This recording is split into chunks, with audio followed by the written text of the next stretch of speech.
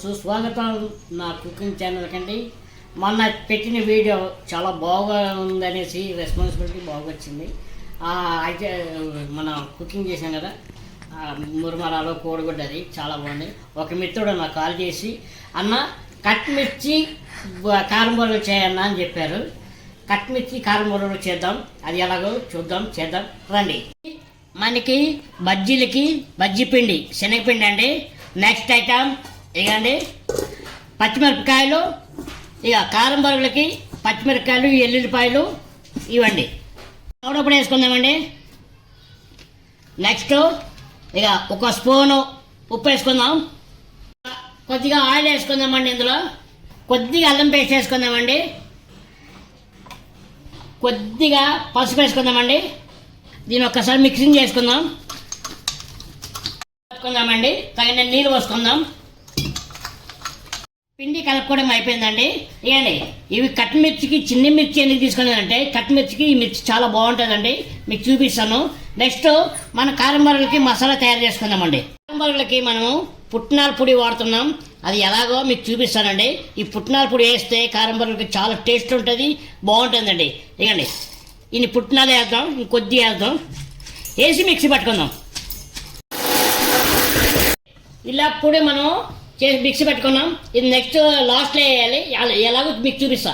పచ్చిమిరపకాయలు వేసుకుందాం, మిక్సీ పట్టుకుందాం మెత్తగా, బరకగా, మరి మెత్తగా కాకుండా. ఇక 4 మిరపకాయలు తుంచేసుకుందాం. కొద్ది కారం ఉంటేనే బాగుంటుంది. టేస్ట్ చేద్దామండి.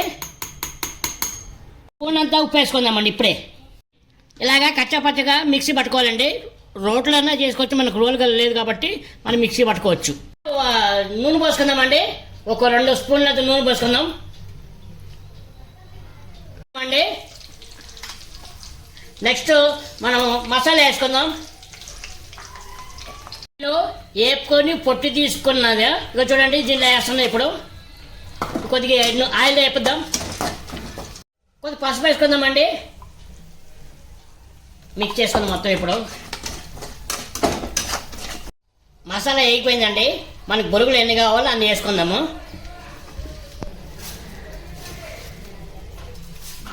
ఇప్పుడు మొత్తం ఒకసారి కలుపుకుందామండి. మనము వేసామండి ఇవి.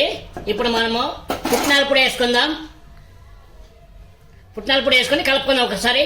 ఇప్పుడు మొత్తం కలిపేసానండి. ఈ పుట్నాల పొడి ఎందుకు వేసానంటే, మసాలా గిసాలా మొత్తం బాగా అది బొరుగులా కలిసిపోతుంది కాబట్టి అందుకే వేసాను. టేస్ట్ మాత్రం బాగుంటుంది. మీరు కూడా ఒకసారి ఇలా చేసుకొని తినండి. నెక్స్ట్ మనము మిక్చర్ వేద్దామండి. లాస్ట్లో గార్నిష్ మిక్చర్ సూపర్గా ఉంటుందండి. అయిపోయిందండి. నెక్స్ట్ మనము కట్మిర్చి తయారు చేద్దాం. నూనె పోసుకున్నామండి. నెక్స్ట్ నూనె వేడెక్క వరకు కొద్దిగా వేడి చేద్దాం. కిందండి ఇప్పుడు బజ్జీ వేసుకుందాం.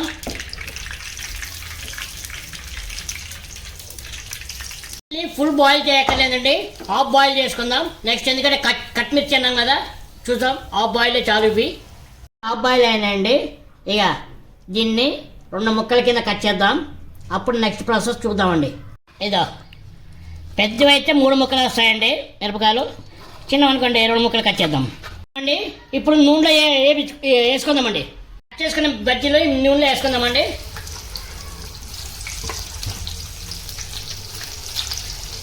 ఇవి తీద్దాం. మరి నల్ల అయితే బాగోదు. తర్వాత మన ఇవి ఆరిన తర్వాత కొద్దిగా ఇంకా రెడ్ ఎక్కువ పెరుగుతుంది, రెడ్డిష్ వస్తుంది. తీసేద్దాం. రెడీ అయిపోయిందండి. ఇక చూడండి, చూడండి కరెక్ట్గా చూసారా సౌండ్ ఎలా వస్తుందో?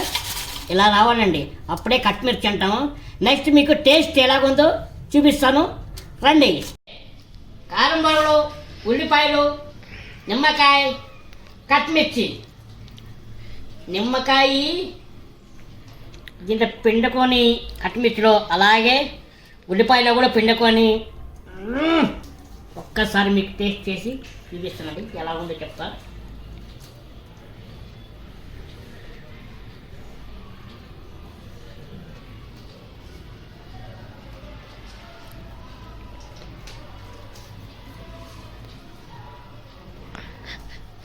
మూడు కాంబినేషన్ సూపర్గా కూర్చోండి. ఘాటు కూడా ఉంది. అలాగే మీరు కూడా ఇలా చేసుకొని తిని నా కామెంట్ సెక్షన్లో కామెంట్ చేయండి ఎలా ఉందో. అలాగే నా ఛానల్ని లైక్ షేర్ సబ్స్క్రైబ్ చేసుకొని ఆల్ బెల్ ఐకాన్ కొట్టండి. బాయ్.